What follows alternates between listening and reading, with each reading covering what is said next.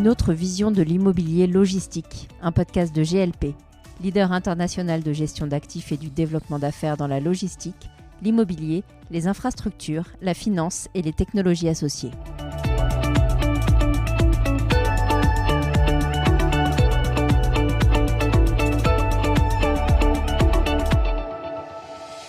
Devenue classe d'actifs star du secteur de l'immobilier, la logistique a le vent en poupe et séduit les investisseurs.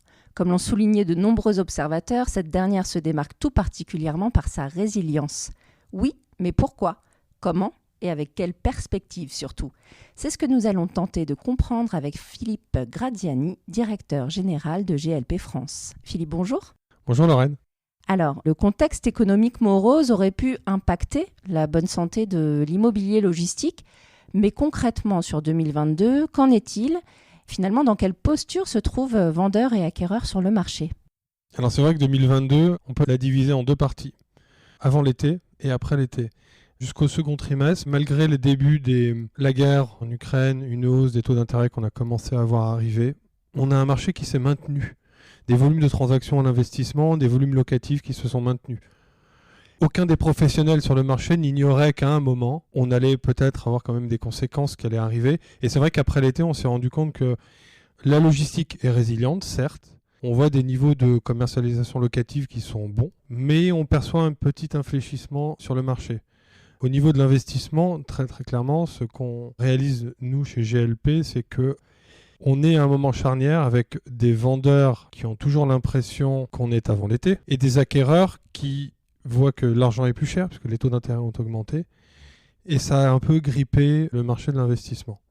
On espère que le quatrième trimestre, qui est en cours, on n'a pas encore les chiffres, confortera des tendances d'attractivité locative parce que c'est vrai qu'aujourd'hui c'est un peu la bouée de sauvetage à laquelle on se raccroche.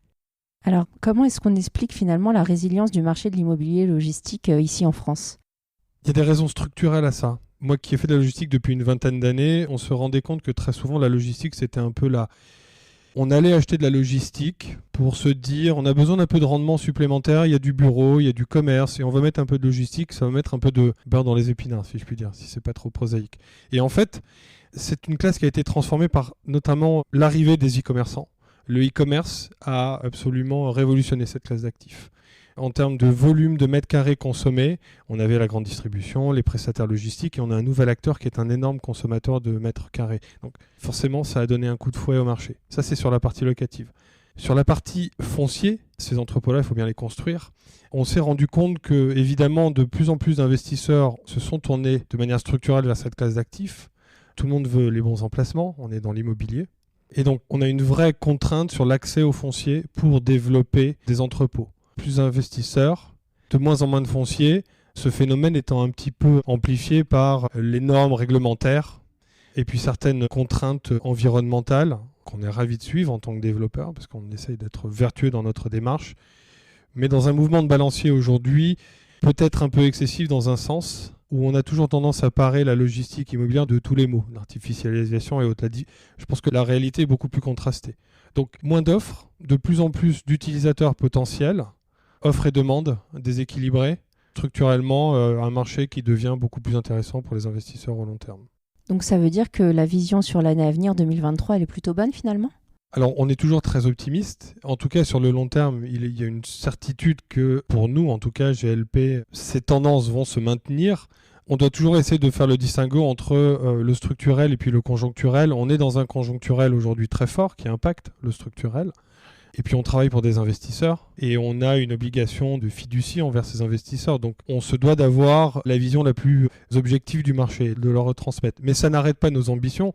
On essaye simplement d'adapter la manière dont on approche les opérations, que ce soit des opérations d'investissement ou de développement. Et alors sur 2023, quand on préparait le podcast, vous évoquiez la hausse de la demande, par exemple de la grande distribution, ou cette notion aussi qui était intéressante de maîtrise du risque raisonnable.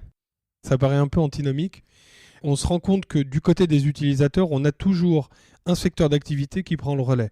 Les e-commerçants, c'était 2021, un peu 2022, ça a un peu fléchi. Et on a la grande distribution qui est extrêmement présente. On a loué 60 000 m² il y a quelques semaines à Intermarché, dans un bâtiment qu'on avait acheté en blanc. C'est ça le risque raisonnable en fait, c'est d'acheter des bâtiments en blanc, dans des bonnes localisations, avec des bassins de population, des bassins d'emploi, et se dire que quelque part, ça reste toujours un pari, mais on en fait un pari un peu qu'on essaye de serrer, de limiter, et on essaye de rationaliser nos décisions d'investissement.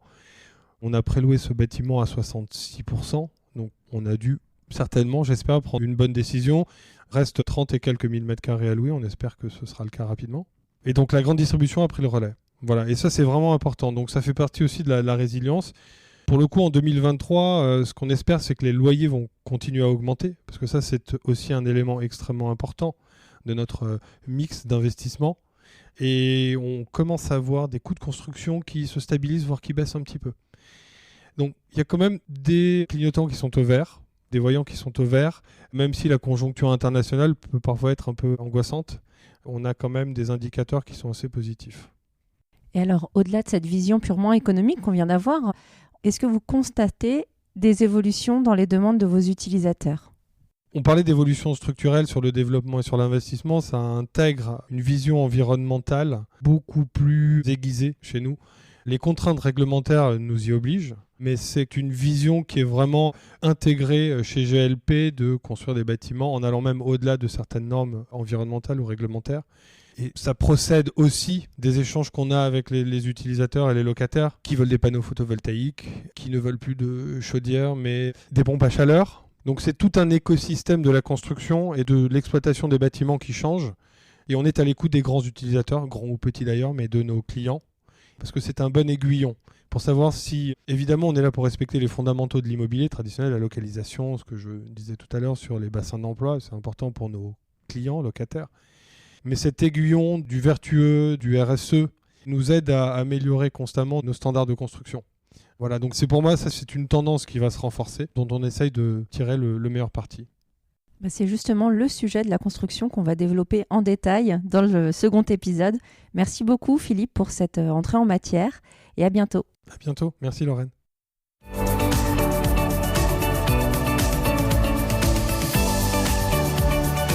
Ce podcast vous a été présenté par GLP, leader international de gestion d'actifs et du développement d'affaires dans la logistique, l'immobilier, les infrastructures, la finance et les technologies associées. Suivez-nous sur LinkedIn pour découvrir nos prochains podcasts.